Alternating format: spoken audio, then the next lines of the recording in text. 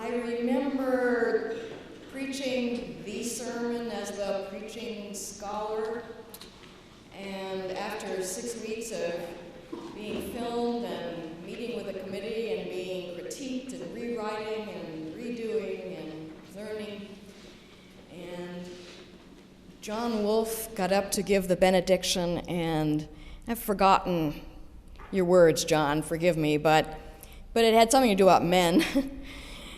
And he got to the men part and stopped and said, "And women." This was 30 years ago, John, 30 years ago. There was a lot of work to do. And the place just fell apart. I mean, everybody just was extremely amused. And then I came back. Marlon, I don't know even if Marlon knows, but I came back all the times he mentioned, but also when I was pre-candidating for the position at First Unitarian Church in Dallas, I came here to preach. You know, the custom is that the search committee will go to another city, and the people who candidate preach in a different pulpit so the congregation doesn't get involved with favorites. And so we came, the search committee and I came up here from Dallas, and I preached that day for that position, and felt so fortunate to have been here before and to have people that I loved and who loved me, and so I could preach from the heart here. And I'm sure that helped because they did choose me to present to the congregation, and we did have a wonderful ministry together. I'm now living in Boston, and the joke's on me. It's 70 degrees in Boston,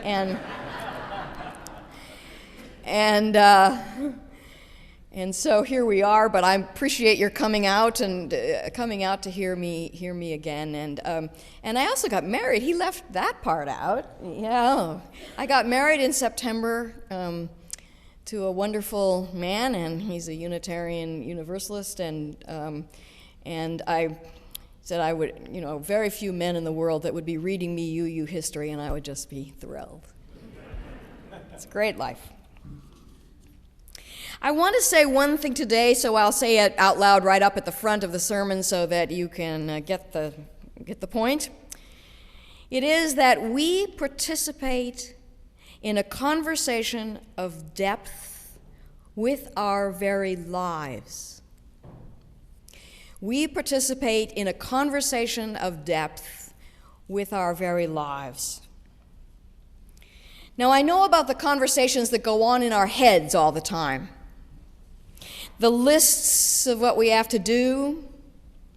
I know some of them you write here during this hour. You think of things. The commentary we give on how we're doing in relation to the standards we've set for ourselves or have been set for us by other people. We're kind of checking out how we're doing all the time. Maybe not everybody, but some of us. It could be that there's also that stream of music in the background going on. I had a man tell me that he had melodies singing in his head all the time.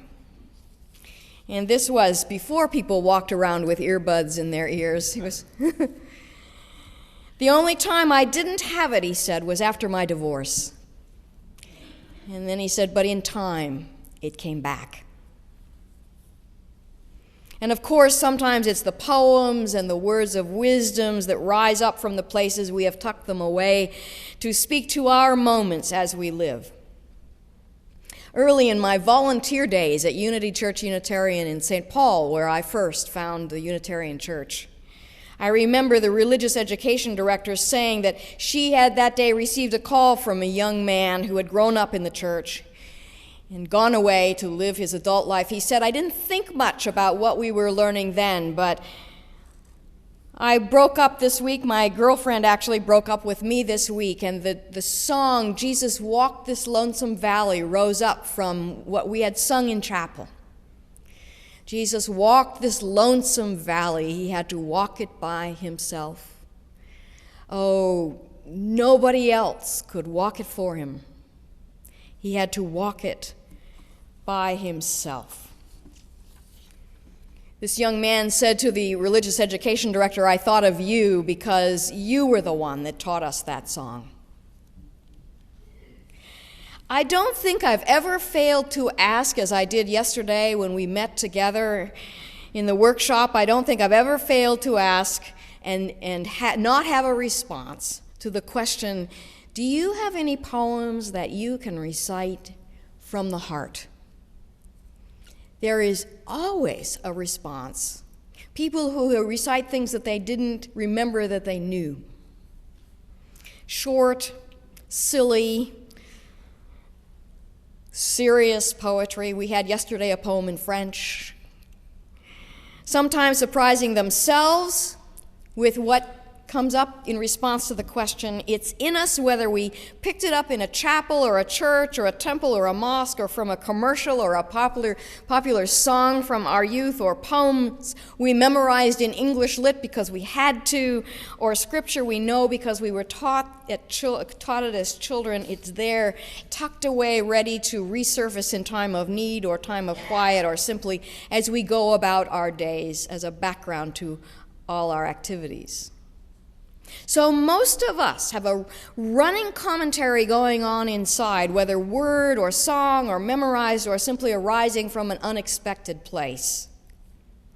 Today, during this brief time we have together, I want to invite us to pay some attention to that commentary, perhaps move, as Tagore says, under the foam that's on the surface, to move more deeply underneath, to talk about a conversation of depth that can go on even beyond words and music and all the things we tell ourselves about who we are. It is the conversation we live with our loving, with our courageous commitments, and with the day-to-day quality of our lives. Easy to say on the surface, but in the depths we have to pay attention, foster qualities of spirit we might not have tended otherwise, and cultivate a language which names that relationship we have with life. It is the conversation we live when we reach deeper. It is a surprise, at least to some, that this is exactly the language and the task of religion. It is a surprise because to some, perhaps to many, religion has failed on this very point.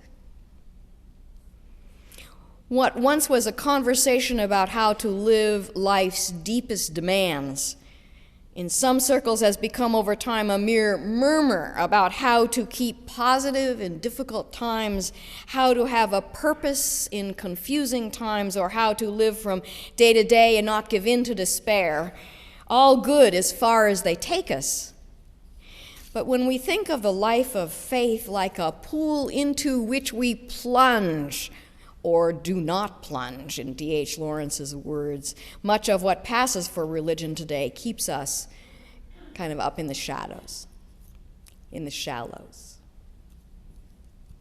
What we're talking about here is a kind of fierce religion that keeps the deep demands of life alive, that points to the larger connections of life, that connects us with the yearnings and groanings of humankind, just when we would rather keep our world small and familiar and comfortable.